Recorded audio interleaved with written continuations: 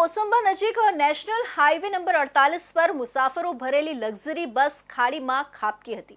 બસ એકાએક રોડથી નીચે ધસી જતા તમામ મુસાફરો ઊંઘમાં જ દબાઈ ગયા હતા। લોકોની બૂમાબૂમ સાંભળીને રસ્તે જતા અન્ય વાહન ચાલકોએ પોતાનું વાહન રોકી ફાયર વિભાગ અને પોલીસને જાણ કરી હતી।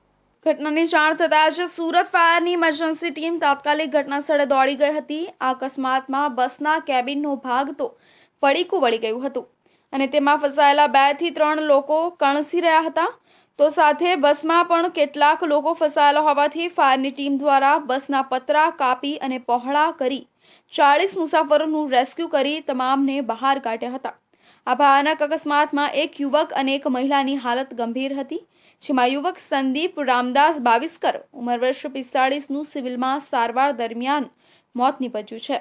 હાલમાં 20 થી વધુ મુસાફરો સ્મીમેર હોસ્પિટલમાં જ્યારે 7 જેટલા સિવિલ હોસ્પિટલમાં દાખલ છે। બસના ડ્રાઈવરને ઝોકો આવી જતા બસ ખાડીમાં ખાબકી હોવાની આશંકા સેવવામાં આવી રહી છે। મોટા વરાછા ફાયર ઓફિસર ધીરુભાઈ ચૌહાણે જણાવ્યું હતું કે હું હાલ રજા પર હતો, ગામડેથી સુરત આવી રહ્યો હતો, ત્યારે કોસંબા પાસે પહોંચતા મેં રસ્તામાં જોયું કે લક્ઝરી બસ રસ્તાની નીચે ઉતરી ગઈ છે અને લોકો બૂમાબૂમ કરી રહ્યા છે। મારી ફરજ પ્રમાણે મેં તુરંત ગાડી ઊભી રાખી કામગીરી કરી રહેલી ટીમને મદદે ગયો।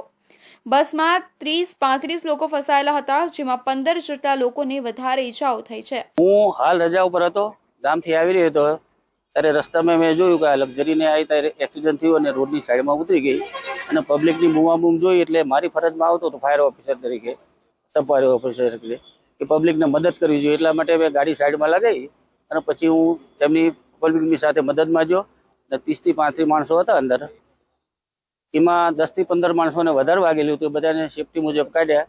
પછી અમારી ફાયરની ગાડી આવી કામરેજ ફાયર ઓફિસની, એટલે એ લોકોને પછી જે 2 જણના વધારે પગ આગળ દબાયેલા હતા એ લોકોને સ્પીડર કટર અને રેમ જેકનો ઉપયોગ કરી અને સહી સલામત એમને બહાર કાઢ્યા। ફાયર વિભાગના જણાવ્યા પ્રમાણે ફાયર બ્રિગેડને કોલ મળ્યો હતો કે 40 માણસોથી ભરેલી માલાણી નામની ખાનગી લક્ઝરી બસ કોસંબા બ્રિજ નીચે ખાડીમાં પડી ગઈ છે, જેથી સુરત ફાયર વિભાગનો કાફલો તાત્કાલિક ઘટનાસ્થળે દોડી ગયો હતો।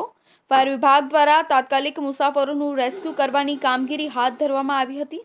ફાયર વિભાગ દ્વારા 40 જેટલા લોકોનું રેસ્ક્યુ કરીને બહાર કાઢવામાં આવ્યા હતા, જે પૈકી 2ની હાલત ગંભીર હોવાનું જાણવા મળી રહ્યું છે। તેમણે વધુમાં જણાવ્યું હતું કે એક મહિલા અને એક પુરુષને વધુ ઈજા પહોંચી હતી। કેબિનમાં રહેલા લોકોને પતરા કાપી અને પહોળા કરીને રેસ્ક્યુ કરવામાં આવ્યા હતા। એક સોફામાં રહેલી મહિલાના પગમાં અને માથામાં ગંભીર ઈજા થઈ હતી। આ તમામ લોકોને 108 દ્વારા તાત્કાલિક સુરતની સ્મીમેર હોસ્પિટલ ખસેડવામાં આવ્યા હતા, જ્યાં 26 જેટલા લોકોને દાખલ કરવામાં આવ્યા છે। મહિલાની હાલત વધુ ગંભીર છે। તેમણે વધુમાં જણાવ્યું હતું કે આ ઘટનામાં ડ્રાઈવર ક્યાંય મળી આવ્યો ન હતો। આ ઘટના બાદ ડ્રાઈવર ભાગી ગયો હોય તેવી આશંકા છે। બસ ડ્રાઈવરને ઝોકું આવી ગયા બાદ બસ ખાડીમાં પડી ગઈ હોવાની સંભાવના છે। આ બસ રાજસ્થાનથી મુંબઈ જઈ રહી હતી, દરમિયાન સુરતથી નીકળ્યા બાદ કોસંબા નજીક પહોંચતા જ બ્રિજ પાસે જ નીચે ઉતરી ગઈ હતી। તમામ વ્યક્તિઓને સહી સલામત બહાર કાઢી લેવામાં આવ્યા છે અને હાલ તો કોઈ જાનહાનિ નોંધાઈ નથી।